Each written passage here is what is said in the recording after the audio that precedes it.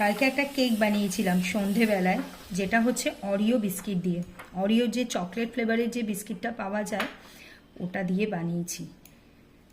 কালকে আমি একটা খেয়েছি, মানে এই কাপের দুটো হয়েছে, এই দেখো এই কাপের দুটো বানিয়েছি। কালকে আমি একটা খেয়ে নিয়েছি, এটা একটু বড় বানিয়েছি, একদম এগলেস।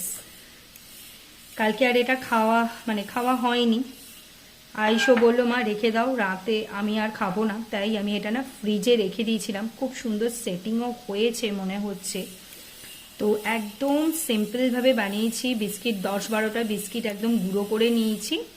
তার মধ্যে হচ্ছে একটু গুঁড়ো দুধ দিয়েছি, তারপর এমনি লিকুইড দুধ দিয়েছি, বেকিং পাউডার, বেকিং সোডা, দাঁড়াও, দিয়ে ভালো করে মিক্সড করে একটু স্টে টাইমে রেখেছিলাম। যেরকম মাফিনগুলো হয় না, মাফিন একটু জুসি টাইপের হয়, ঠিক সেই রকমই দেখো খুব সুন্দর উঠেছে। আর এর মধ্যে না আমি একটু চকলেট দিয়ে দিয়েছিলাম। আমি যেটা খেয়েছি সেটার মধ্যে দিয়েছি, কিন্তু এটার মধ্যে আর দেওয়া হয়নি। এই দেখো এইগুলো একটু লেগে গেছে। আর এই কাপের মধ্যে একটু বাটার লাগিয়ে দিয়েছিলাম, সেই জন্য এরকম হয়েছে। যেহেতু বিস্কিট দিয়ে বানানো, পুরো কিন্তু কেকের মতনই লাগবে খেতে, ভীষণ ভালো লাগবে। তোমরা এইভাবে বানিয়ে দেখো। দেখো পিস পিস করছি। আর হ্যাঁ, কোকো পাউডার দিয়েছি। সব কিছু একটু পরিমাণ মতন দেবে, দেখবে খেতে ভীষণ ভালো লাগে। দেখো ভীষণ ভালো লাগে। ভেতরটা কিন্তু একটু জুসি টাইপের আছে, যেহেতু এই দেখো বিস্কিট দিয়ে বানানো। এই দেখো খেতেও দারুণ, অসাধারণ লাগবে খেতে।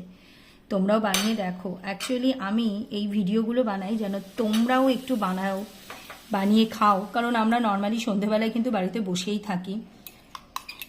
আমার তো যেদিন মনে করো খুব ইচ্ছা হলো তখন আমি এইসব বানিয়ে নিই।